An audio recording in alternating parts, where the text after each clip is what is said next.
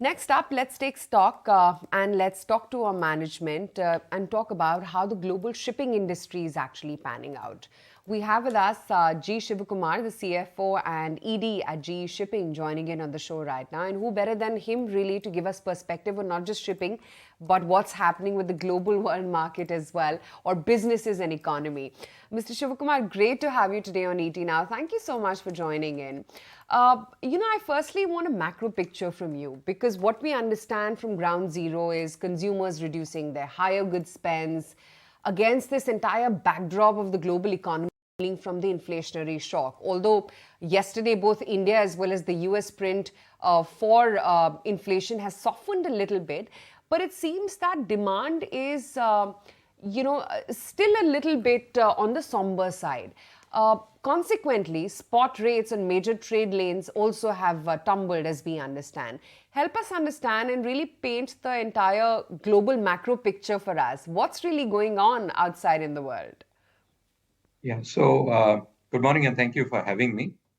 So our business deals with bulk commodities. Some of the consumer demand that you referred to is for finished goods, which we don't transport.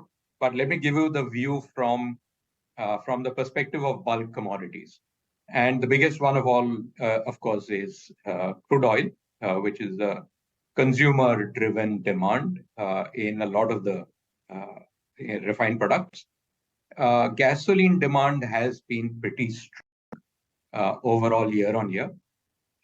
Jet fuel demand has also grown. While it's still below pre-COVID levels, it's grown pretty well between 2022 and 2023.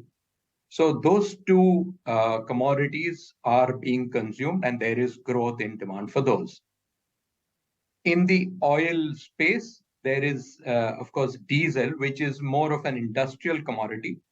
And demand for diesel has been pretty soft over the last, in this year versus the previous year. So that's where we are seeing a little bit of weakness, but the consumer-led products seem to be doing fine. So from the tanker market point of view, that's what we are seeing. In dry bulk, we are seeing, and dry bulk is mainly a China play, and dry bulk, again, is not necessarily a consumer commodity. But coal demand has increased, especially India and China. So coal trade is up.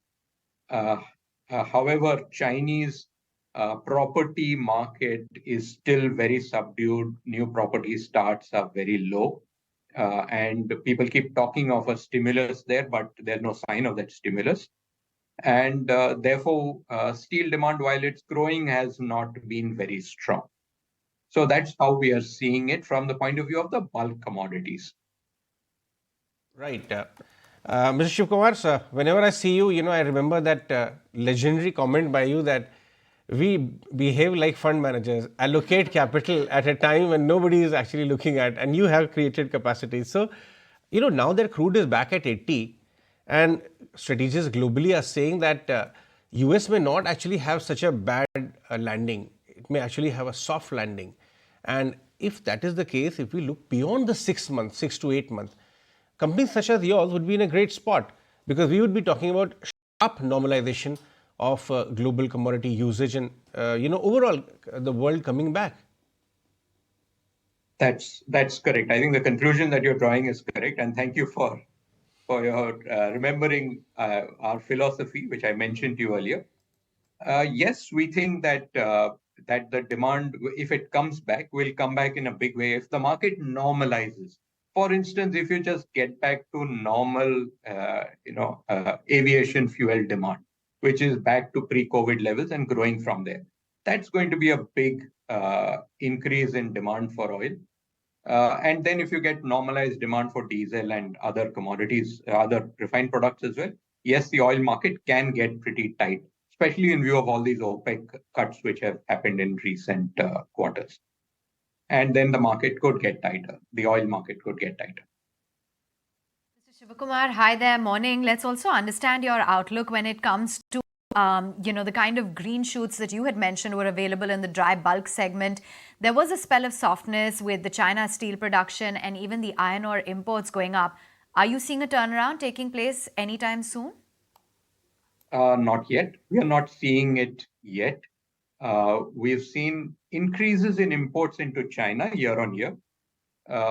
And however, most of those imports have come from short haul routes. You know that for us, for shipping to do well, you need the cargo to travel for longer distances. And here we've had most of the increases in, say, coal imports into China coming out of Indonesia, which is a very short haul, rather than from, say, Brazil or even Australia, which is a longer trip. So yes, demand is increasing, but it's not increasing enough to tighten the dry bulk markets. It is not yet increasing. The one trigger that you can have is a normalization of demand in China or a big stimulus towards the real estate sector in China or an infrastructure stimulus. Right.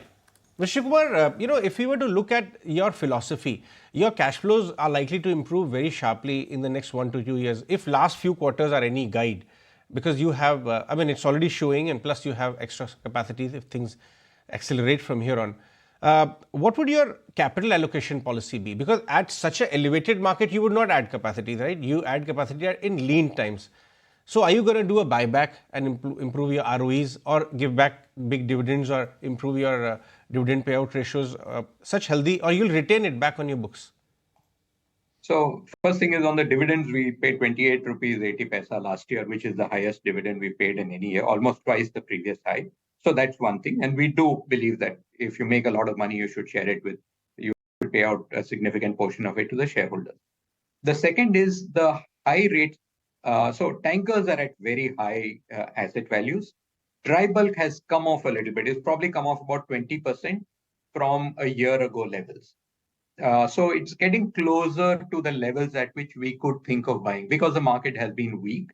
Of course, it's not come down a lot to the levels that we would say that, okay, here we are there now to commit a huge amount of capital, but it's getting closer to those levels than it was, say, 3 to 6 months ago.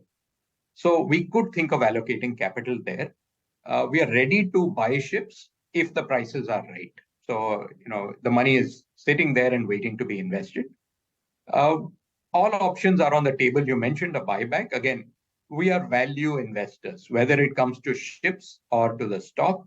You know that, and I think I mentioned it earlier, there is a big leakage in the buybacks, which is the tax which has to be paid by the company when doing a buyback of shares. It's a 23% leakage. So it makes a buyback extremely inefficient. That's one of the things that we have to take into account when we are considering a buyback because of the cost implication of that. But all options are open. And, as I said, dividends, we've paid out higher dividends. And we will look at all options of capital allocation. For us, buyback is also a capital allocation tool, really. Right. The other thing I wanted to also talk about, Mr. Shivakumar, and please correct me if I'm wrong here. Your order book as a percentage of your fleet remains low, especially for crude tankers. When do you actually see a meaningful improvement coming in? And when do you see the supply side tightness easing? Yeah, so we are already seeing, you're absolutely right on the order book being low, the global order book for new ships being low for crude tankers. It's building up as we speak. Still not a big number, but every week we see orders going in for new ships. So it is building up. It is restricted by yard capacity because for the next 2 years, yard capacity is taken up mainly by container ships and by LNG ships. And those are the slots which normally are used for building crude tankers. So, but slowly we can see the order book building up, though for delivery in 2026 and not in the short term. So those ships will not be coming in within the next 2 years. This is the normal market correction mechanism. The ship owners have got money. Slots are available, though they are available only 3 years down the road. So they will, orders are being placed. But even though that order book has not built up still to double-digit numbers, the typical order book long-term has been maybe 15% of the current fleet. You're still at below 10% of the current fleet in both crude tankers and product tankers and dry bulk, actually. But orders are being placed. It is building up as we speak, so not in a huge way and not for the short term. So for the next 2 years, we know exactly how many ships can join the fleet. Appreciate your time. Thank you so much for joining in and walking us through your business updates.